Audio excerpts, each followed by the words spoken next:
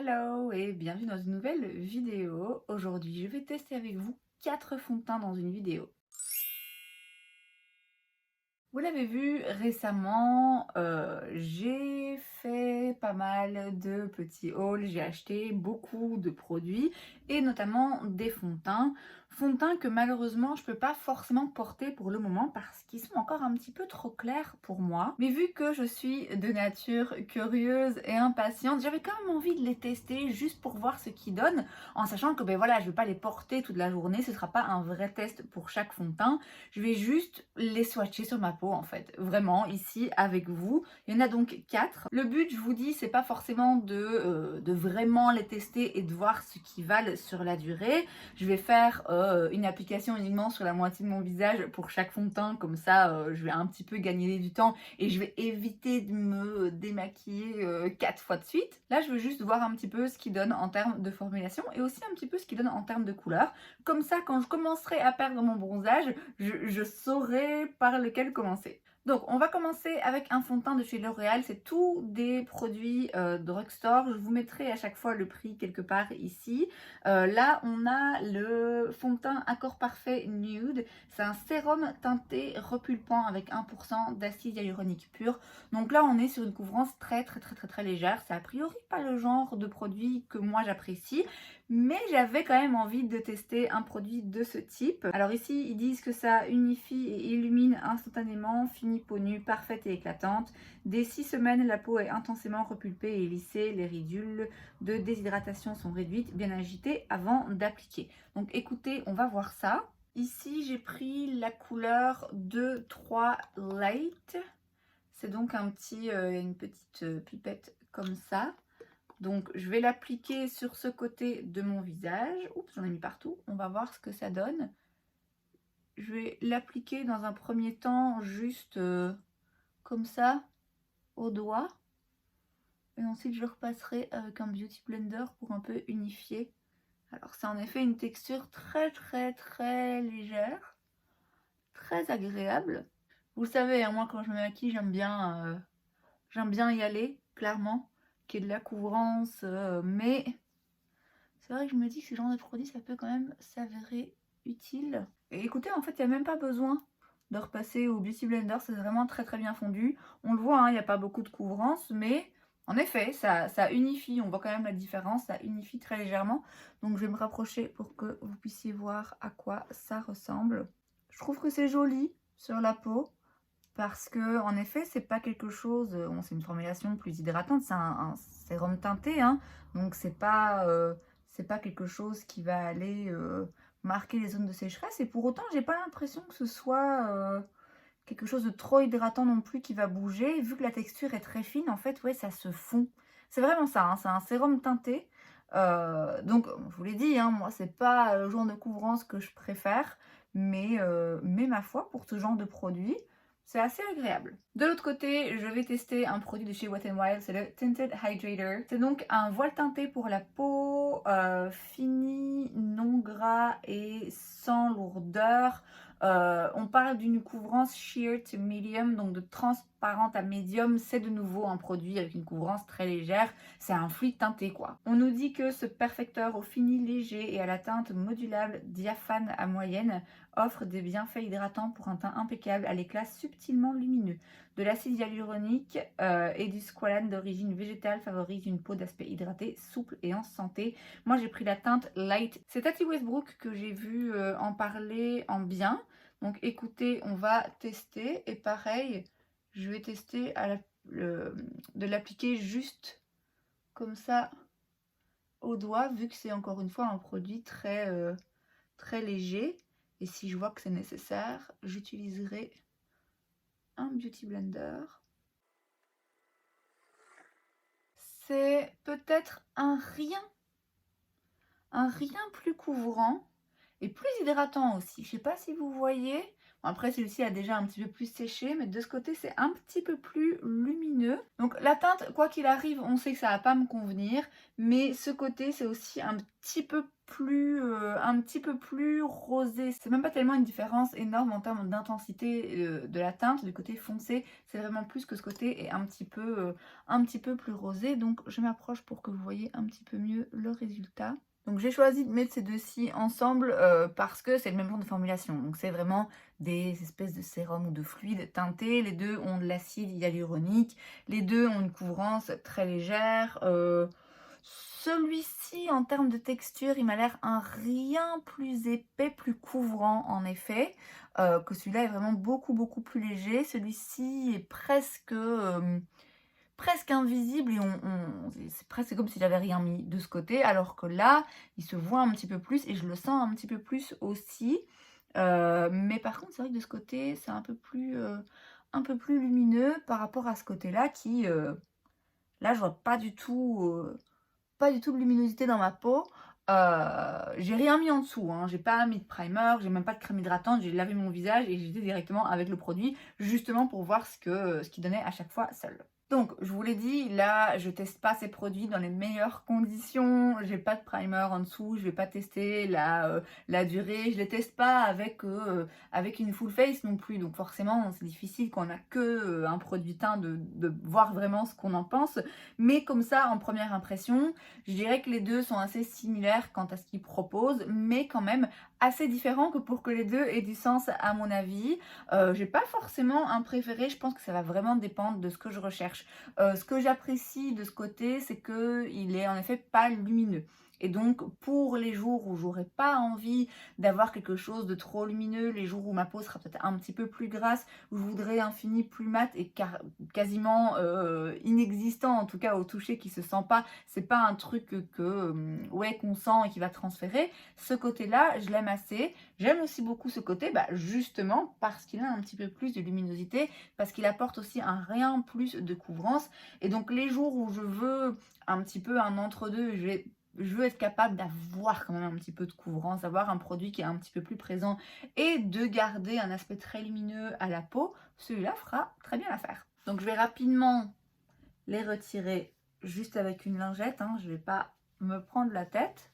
Je vais aller laver mon visage après et je reviens pour les deux autres fonds de teint. Fond de teint numéro 3, j'appelle maintenant le Dream Radiant Liquid Hydrating Foundation de chez Maybelline. Je l'ai pris dans la teinte 21 beige doré. C'est donc un fond de teint hydratant avec de l'acide hyaluronique. Ici, on promet 12 heures d'hydratation continue. Ça améliore la qualité de la peau, ça ne bouge pas les pores. Ils disent rien par rapport à la couvrance là sur l'emballage. Je n'ai jamais entendu parler de ce fond de teint, il me semble, et c'est un peu pour ça que je l'ai pris. Je l'avais pris, je vous l'avais expliqué, je pense, dans le haul, parce qu'il y avait une offre à ce moment-là chez Kruidvat où pour chaque produit acheté, le deuxième était gratuit dans tous les produits L'Oréal et Maybelline. Et du coup, très franchement, c'était l'occasion de tester un fond de teint Maybelline, dont en plus, il me semble que j'ai jamais entendu parler. Donc, on va bien voir ce que ça vaut. Je vais faire pareil, hein. Je vais y aller au doigt dans un premier temps. Je pense quand même que là, c'est un fond de teint un petit peu plus couvrant. Donc, on va y aller comme ça directement. Et là, à mon avis, je vais quand même prendre un peu un Beauty Blender pour bien l'estomper dans le reste du teint. Donc, je prends une éponge Real Technique et je le travaille, je l'estompe. On est donc sur un produit encore un petit peu plus couvrant que ceux qu'on a eu jusque maintenant, mais pas trop non plus. Donc je me rapproche pour que vous voyez ce que ça donne. Là je vois en effet qu'on a un petit peu plus de couvrance, mais c'est pas une couvrance totale non plus, hein. Mes imperfections se voient un petit peu au travers, mais bon, ça se rapproche déjà un petit peu plus de ce que je préfère porter quand vraiment je mets du maquillage. Alors là comme ça, il a l'air pas mal. Il a l'air en effet un petit peu hydratant, on sent quand on l'applique que c'est pas un fond de teint qui est trop mat, mais il n'est pas lumineux non plus, hein. Il y a pas de brillance ici. Moi, avec mon type de peau, ça m'arrange bien. On le sent un peu, c'est pas un fini mat, hein, c'est pas un fini mat sans transfert, donc forcément on le sent un peu, mais il reste quand même assez léger sur la peau. Je peux pas dire qu'il me paraisse particulièrement lourd. Bon après clairement ce genre de fond de teint hydratant, c'est bien pour moi en tout cas avec mon type de peau de le tester sur la durée parce que parfois c'est un peu trop hydratant et du coup ça bouge partout. Donc je le testerai, hein, de toute façon je vous l'ai dit bien plus tard quand je pourrai le porter, quand il sera à ma teinte, je le testerai sur la durée. Mais oui, bon, ça a l'air d'être un espèce d'entre-deux, quoi. J'ai un peu plus de couvrance, ça reste quand même assez naturel.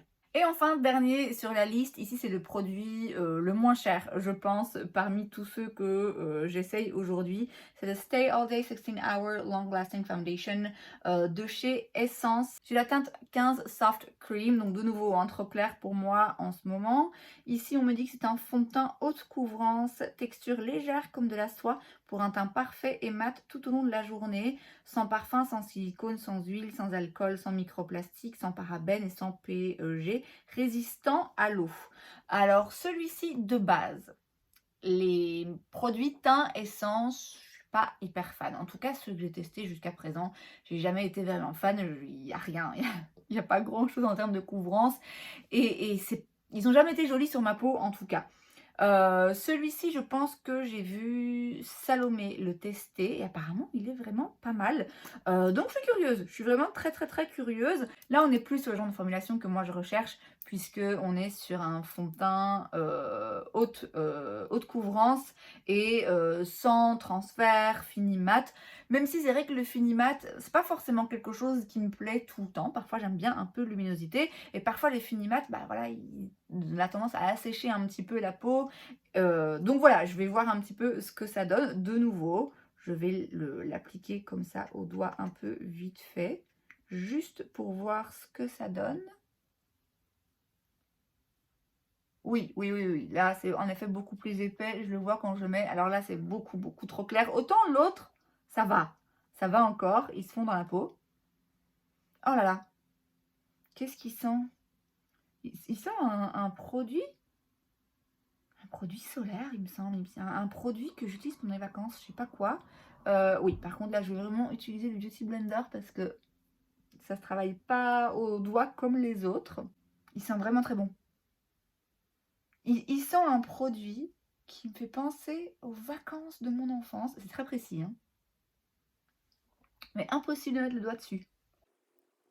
Écoutez, il a l'air pas mal. En effet, on a plus de couvrance. Alors là, la couleur, c'est... Clairement, ça va pas du tout. Autant ceux d'avant, bon, forcément, comme c'était des couvrances plus légères, bon, ça passe un petit peu plus inaperçu, ça se fond un peu mieux dans la peau. Là, on est sur un fond de teint haute couvrance, donc clairement, il se voit. Et dans ce genre de fond de teint, quand la couleur est pas bonne, ça se voit énormément. Donc, je me rapproche pour que vous voyez à quoi ça ressemble. Donc, on ignore le fait que la couleur ne va pas. Et ça m'a l'air pas mal parce que effectivement, on a une bonne couvrance.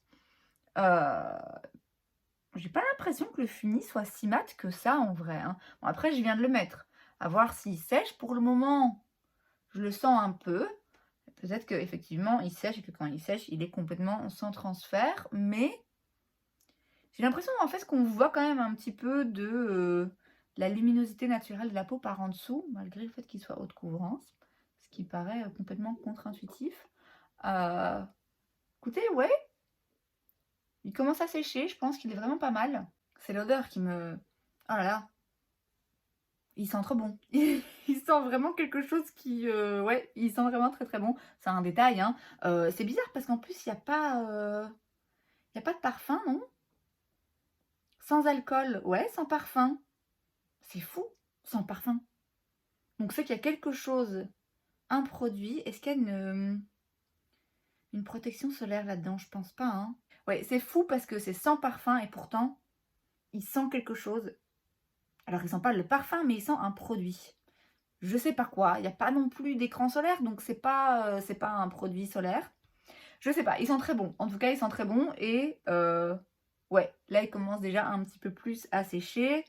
Et c'est, oui, à mon avis, c'est un transfert un peu plus mat, mais c'est pas trop mat non plus, hein. C'est pas trop plaque-au-plâtre, vous voyez? Ça reste quand même assez joli. Bon, de nouveau, hein, c'est pas comme ça en le mettant vite fait et en les gardant 5 minutes que je peux tester un produit.